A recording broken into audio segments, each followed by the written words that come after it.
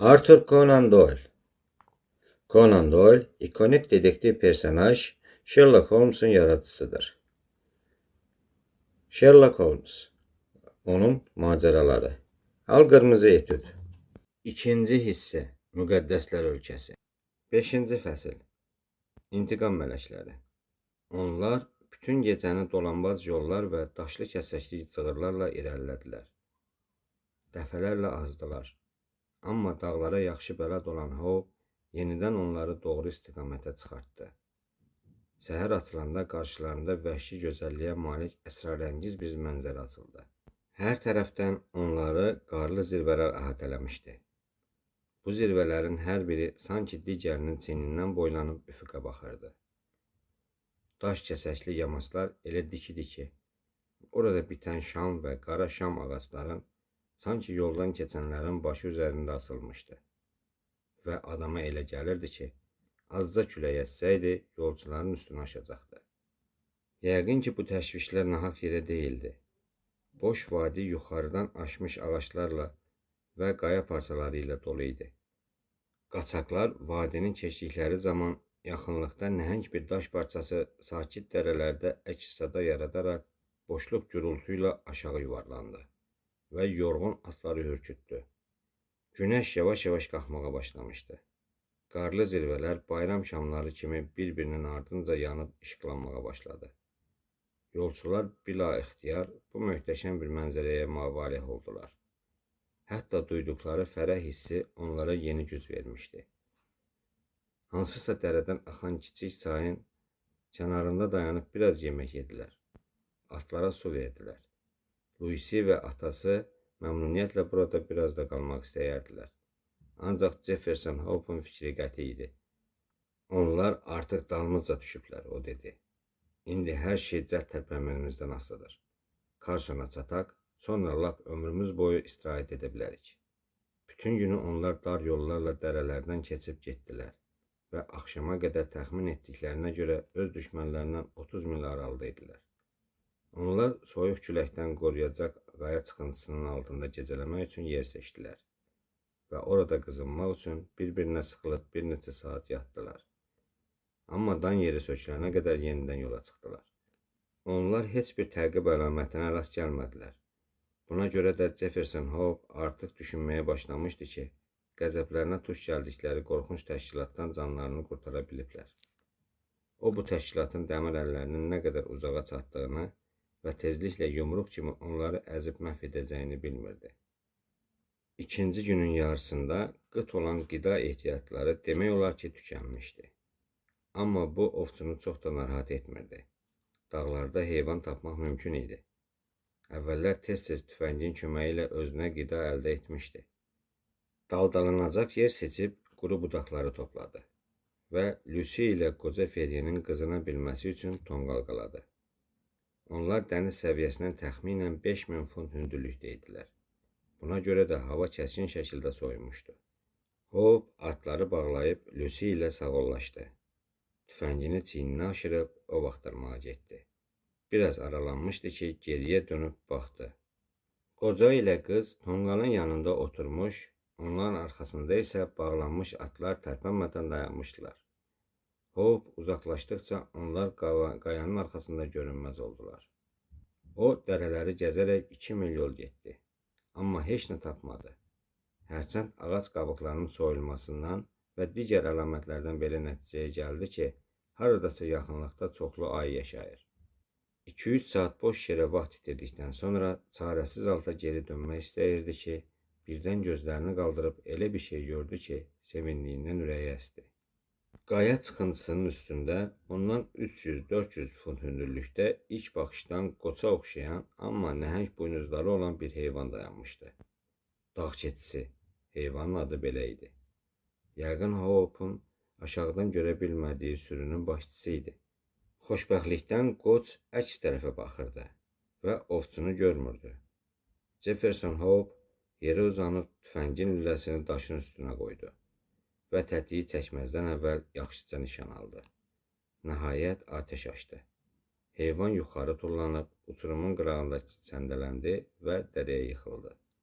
Dağ keçisi o qədər ağır idi ki, ovçu onu özü ilə götürə bilməyəcəyini qərar aldı və ona görə də budunun bir böyründən bir parça kəsməklə kifayətləndi. O, qənimətini çiyninə qoyub geri qayıtmağa tələsdi. Hava artıq qaralmağa başlamışdı. Lakin bir neçə addım atdıqdan sonra anladı ki, başı o vaxtlarmağa qarışdığından tanımadığı yerlərə gəlir və indi geriyə aparan cığırı tapmaq asan olmayacaq. Vadinin ətrafında bir-birindən heç nə ilə fərqlənməyən bir neçə cığır vardı. Onlardan biri ilə 1 milə yaxın yol gedib, dağ axınına rast gəldi. Ova gələrkən qarşısına belə bir şey çıxmadığı yaxşı yadında idi. Yanlış yola gəldiyinə əmin olduqdan sonra başqa cığıra keçdi. Biraz keçdikdən sonra yenə azdığını görüb geri qayıtmalı oldu. Axşam tez düşdü. Ona tanış olan yolu tapanda artıq hava qaralırdı. Ancaq burada da doğru səmtə getmək asan deyildi. Ay hələ çıxmamışdı. Hündür qayaların arasında zülmət hökm sürürdü.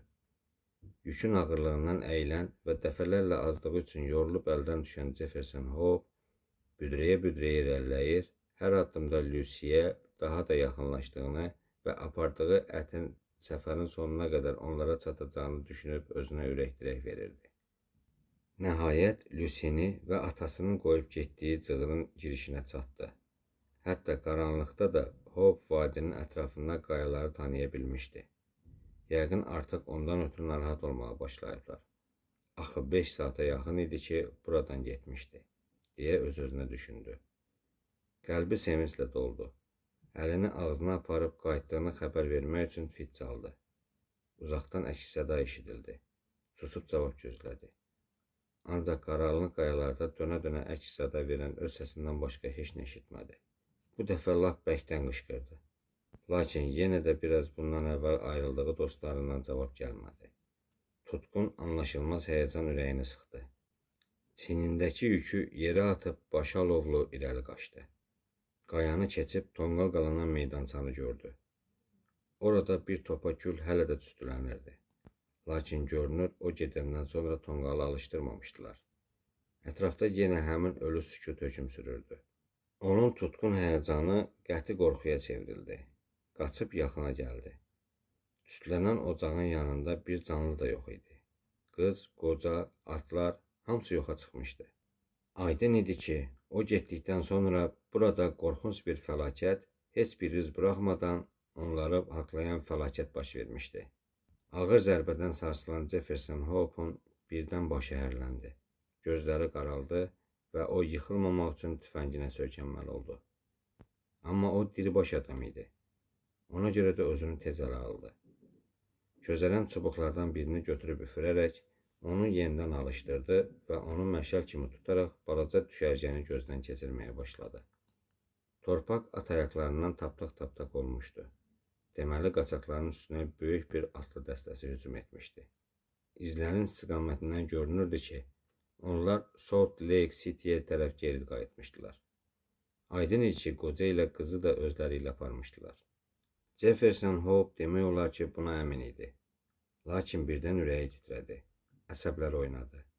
Biraz aralıda əvvəl burada görmədiyi bir qalaq qırmızı torpaq vardı.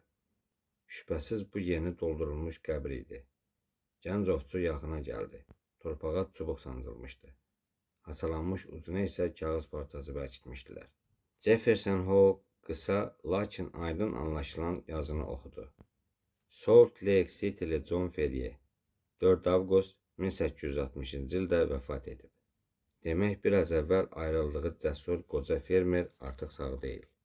Ondan geri qalansa yalnız bu balaca kağız parçasıdır. Jefferson Hope ikinci qəbri axtararaq dəlicəsinə ətrafına baxdı. İkinci qəbir yox idi. Bu əzraflar Lucy'ni özləri ilə aparmışdılar. O, başçının oğlunun hərəmxanasına yaşamağa və arvadlarından biri olmağa məhkum edilmişdi. Gənc ovçu qızın taleyinin artıq həll edildiyini və mormonlara gücü çatmayacağını anlayıb, bu sakit qəbirdə qoca ilə birlikdə yatmadığını acı-acı təəssüf etdi. Amma çalışqan təbiəti yenə ümidsizlikdən doğan süstlüyə üstün gəldi. Qıza kömək etməyə güc çatmasa da, ən azından bütün həyatını intiqam almağa sərf edə bilər. Jefferson Hope'un xarakterində səbir və inadkarlıqla yanaşı qisasçılıq da vardı. Yəqin ki, bu ona aralarında yaşadığı hindulardan keçmişdi. Sönmüş tonqalın yanında dayanaraq hiss edirdi ki, onun dərdini yalnız bir şey yüngülləşdirə bilər. Öz əlləri ilə düşmənlərindən intiqam almaq. Bu gündən onun möhkəm iradəsi və tükənməz gücü yalnız bu məqsədə xidmət edəcək. Bənizə ağarmış Jefferson Hope qaşqabaqlı halda əti tulladığı yerə getdi. Sonra tonqalı alışdırıb özünə bir neçə günlük yemək hazırladı. Əti torbasına qoydu və yorğunluğuna baxmayaraq intiqam mələklərinin ardınca dağlara yola düşdü. Biraz əvvəl atla keçdiyi cığırlarla 5 gün idi ki, yol gedirdi. Ayaqları şişmiş, yorğunluqdan üzülmüşdü. Gecələr qayaların arasında bir yer tapıb bir neçə saat yatırdı. Amma gün çıxmamışdan qalxıb yenə yol gedirdi. 6-cı gün onların uğursuz qaçışlarının başlandığı Qartal dərəsinə çatdı. Burada mormonların yuvalarını görünürdü. Taqətdən düşmüş Jefferson Hope tüfənginə söykəndi və yumruğunu aşağıda yerləşən şəhərə tərəf qəzəblə silkələdi. O, baş küçələrdə bayraqların dalğalandığını görürdü. Yəqin orada təntənəli bir hadisə baş vermişdi. Bunun nə demək olduğunu düşünürdü ki, at ayaqlarının tappıltısını eşitdi. Ona tərəf bir atlı gəlirdi. Hope dəfələrlə kömək etdiyi Cowper adlı mormonu tanıdı. Lucy'nin taleyi barədə nəsə öyrənmək ümidi ilə ona yaxınlaşdı. "Mən Jefferson Hope'am," o dedi. "Məni xatırlayırsınız?" Mormon açıq heyrətlə ona baxdı. Doğrudan da əvvəlki şıq geyimli gənc ovçunu bu cür səfil halda, cındır paltarda, ölü kimi ağarmış üzü və alışıb yanan gözləri ilə tanımaq çətin idi. Nəhayət qarşısındakının Jefferson Hope olduğuna inandıqdan sonra onun təəccübü dəhşətlə əvəz olunmuşdu. "Dəli olmusunuz, burada nə işiniz var?" o dedi. "Əgər sizinlə danışdığımı görsələr, başım ağrıyacaq. Ferriye ilə qızının qaçmağına kömək etdiyiniz üçün müqəddəs Dördlər İttifaqı sizin həbs olunmağınıza əmr etmişdir. Nə sizin ittifaqınızdan, nə də onların əmrlərindən qorxuram." Hope qətiyyətlə dedi. "Siz yəqin onlar haqqında nəsə bilirsiniz. Sizə əziz olan hər şeyə ant verirəm ki, bir neçə sualıma cavab verin. Axı biz dost olmuşuq. Allah xatirinə, xahişimi yerə salmayın. Sizə nə lazımdır?" Mormon təşvişlə ətrafına baxaraq soruşdu. "Tez olun, qayaların qulağı, ağacların da gözləri var. Lucy Ferrier'e nə oldu? Onu dünən kiçik Draper'lə evləndirdilər. Ey, sizə nə oldu? Meyit kimi ağardınız." "Boş şeydir." Hope zəngi qaçmış dodaqlarını zorla tərpətdi və daşın üstünə oturdu. "Demək evləndirdilər?" "Bəli. Dünən buna görə də məbədin yanında bayraqlar asıblar. Kiçik Draper'lə kiçik Stenderson qızın kimə qismət olacağı haqqında xeyli mübahisə edirdilər.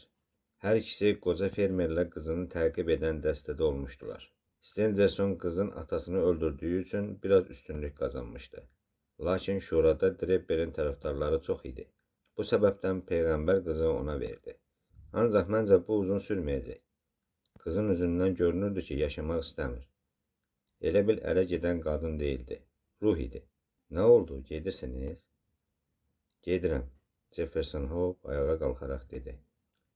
Onun sərt və donuq üzü sanki mərmərdən yonulmuşdu. Yalnız gözləri qəzəblə parıldayırdı. "Hara gedirsiniz?" "Bunun əhəmiyyəti yoxdur," deyə o cavab verdi və tüfəngini çiyninə aşırıb cığıra, oradan da dağların qoynuna, vəhşi heyvanların məskəninə tərəf addımladı. Heyvanların arasında onun özü kimi qorxulu və təhlükəlisi ola bilməzdi. Mormonun təxminləri doğru çıxdı. Ya atasının dəhşətli ölümünə, ya da məcburi nifrətə layiq evliliyinə dözə bilməyən yazıq Lucy gözlərini bir daha açmadı. Bir ay içində üzülüb öldü. Əsasən John Ferrier'in sərvətinə görə Lucy ilə evlənmiş, daim sərxoş olan Draper bu itkiyə çox da üzülmədi. Mormonların adətinə görə onun digər arvadları dəfindən əvvəlki gecəni qızın tabutu başında oturub ağladılar. Sübh çağı qapı birdən taybatay açıldı və qorxmuş qadınlar heyrət içində qarşılarında üzü tüklü, saçları pırtlaşıq, üst başından cin hürkən adamı baxdılar. Qadınlara əhəmiyyət vermədən o bu yaxınlarda Lucy Ferrier'in məsum ruhunu daşıyan cansız bədəninə yaxınlaşdı. Əyilib dodaqlarını onun soyuq alnına söykədi. Sonra qızın əlini qaldırıb barmağındakı nişan üzüyünü çıxartdı. O bu üzüklə qəbrə getməyəcək, qəzəblə bağırdı və qadınlar hayküyü qaldırana qədər pilləkənə tərəf atılıb gözdən itdi. Bütün bunlar elə qəribə və elə tez baş verdi ki, əgər qızın barmağındakı nişan üzüyü yoxa çıxmasaydı, qadınları nə özlərinə inanardılar, nə də başqalarını inandırardılar. Jefferson Hope bir neçə ay dağlarda dolaşdı. Yarı vəhşi həyat tərzi sürərək ürəyində intiqam yanğını yazdırırdı. Şəhərdə, dağlarda tək tənha yaşayan bir neçə dəfə şəhər kənarında da görünən əcaib canlı haqqında şayələr gəzirdi. Bir dəfə Stendersongilin pəncərəsindən güllə keçib onun başından 2-3 fut aralıda divara dəydi. Bir dəfə də qayanın yanından keçən Draper'in üzərinə böyük bir daş yuvarlandı. Ani olaraq üzüstə yerə uzanmaq onu dəhşətli ölümdən xilas etdi. Hər iki gənc mormon onların həyatına kimin qəsd etmək istədiyini dərhal anlamışdılar və düşmənlərini ələ keçirmək ya da öldürmək üçün dəfələrlə dağlara basqın etsələr də bütün cəhdləri boşa çıxmışdı. Belə olduqda onlar ehtiyatlılıq göstərərək xüsusilə gecələr çölə çıxmamağı, hətta evlərinə keşikçi qoymağa qərar aldılar. Lakin vaxt keçdikcə ehtiyat tədbirlərindən əl çəkdilər. Çünki düşmən daha gözə dəymirdi. Beləcə, onlar ümid edirdilər ki, zaman düşmənin intiqam hissini soyutmuşdur. Amma bu qətiyyən belə deyildi. Əksinə, intiqam hissini daha da alovlandırırdı. İnadkar və yorulmaz ovçu qisas hissi ilə elə alışıb yanırdı ki, bundan başqa heç bir şey haqqında düşünə bilmirdi. Amma hər şeydən əvvəl o, praktiki ağla sahib idi. Tezliklə anladı ki, hətta onun möhkəm bədəni də daimi gərginliyə dözməyəcək. Çöldə yaşamaq və düzgün qidalanmamaq onun gücünü tükəndirirdi. Əgər burada, bu dağların arasında it kimi gəbərsə, kim əzraflardan intiqam alacaq? Əlbəttə, belə yaşamağa davam etsəydi, onun məhz bu cür ölüm gözləyirdi. O, bilirdi ki, bu ancaq düşmənlərinin xeyrinə olar. Ona görə də həm sağlamlığını bərpa etmək, həm də pul toplamaq üçün Nevada mədənlərinə qayıtmağa məcbur oldu və qərar aldı ki, sonra yenidən öz məqsədinə çatmağa çalışar. O, Nevadada bir ildən çox yaşamağa düşünmürdü. Amma gözlənilməz səbəblər üzündən 5 il yubanmalı oldu. Uzun müddət keçməsinə baxmayaraq, onun dərdi də, intiqam yanğısı da John Ferrier'in qəbri yanında dayandığı o unudulmaz gecədə olduğu kimi təzə və kəskin idi. O, görkəmini və adını dəyişərək Salt Lake City'yə qayıtdı. Öz taleyi onu qətiyyən narahat etmirdi. Tək ki, ədaləti bərqərar edə bilsin. Şəhərdə onu pis xəbərlər gözləyirdi. Seçilmiş xalqın arasına bir neçə ay bundan əvvəl nifaq düşmüşdü. Kilsənin aşağı təbəqəli üzvləri böyüklərin hakimiyyətinə qarşı üsyan qaldırmışdı. Nəticədə narazıların bir hissəsi Mormon etiqadından üz çevirib Utah'nı tərk etmişdi. Onların arasında Draper və Stenderson da vardı. Onların hara getdiyini heç kim bilmirdi. Deyilənə görə Draper öz sərvətini pula çevirib, varlı adam kimi buradan getmişdi. Yoldaşı Stenderson isə onunla müqayisədə çox kasıb idi. Lakin onların yerini heç kim deyə bilmirdi. Bir çoxları, hətta ən kinli adamlar belə bu eləmaniyalar qarşısında intiqam fikrindən əl çəkərdilər. Lakin Jefferson Hope bir dəqiqədə tərəddüd etmirdi. Onun pulu çox deyildi. Amma bir təhər dolana bilsin deyə hər cür işlə çalışaraq şəhər gəzib öz düşmənlərini axtarırdı. İllər bir-birini əvəzləyir, Hope'un qara saçlarına dən düşürdü. Amma o, həyatını həsr etdiyi yeganə məqsədə fikrini cəmləyib, şəhərlərdə qoca iz axtaran xəfiyyə tacı kimi vurnuxurdu. Nəhayət onun inadkarlığı öz bəhrəsini verdi. Küçədən keçərkən pəncərədə ani olaraq görünən simaya yalnız bircə dəfə baxdı. Amma bu kifayət idi. O indi bilirdi ki, illər boyunca axtardığı adamlar burada, Ohio ştatında Cleveland'dədirlər. O, intiqam planını hazırlamaq üçün miskin daxmasına qayıtdı. Lakin pəncərədən baxan Draper də küçədən keçən səfilin gözlərində öz ölümünü oxuya bilmişdi. Özünə şəxsi katib təyin etdiyi Stendersonla birlikdə hakimin yanına getdi və onları qısqanclıq üzündən köhnə düşmənlərinin təqib etdiyini həyatlarının təhlükədə olduğunu bildirdi. Elə həmin axşam Stenderson Hope həbs edildi və zamini olmadığından bir neçə həftə həbsxanada yatdı. Azadlığa çıxdıqdan sonra Draper'in evinin boş olduğunu gördü və öyrəndi ki, öz katibi ilə birlikdə Avropaya gedib. Qisasçı yenə onların izini itirdi. Ancaq nifrət hissi təqibi davam etməyə məcbur edirdi. Lakin bunun üçün pul lazım idi. Odur ki, yenə işləməyə başlayıb qarşısındakı səfər üçün hər dollara qənaət etməyə çalışırdı. Nəhayət, ac qalmamağa kifayət qədər pul toplayıb Avropaya getdi və yenə də hər cür işlə işləyərək düşmənlərinin izinə düşmək üçün şəhər gəzirdi.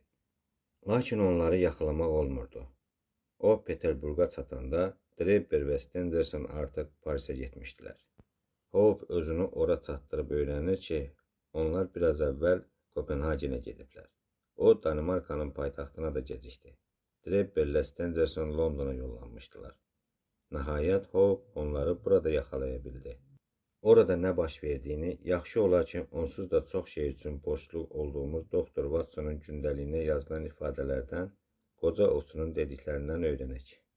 5-ci fəslin sonu.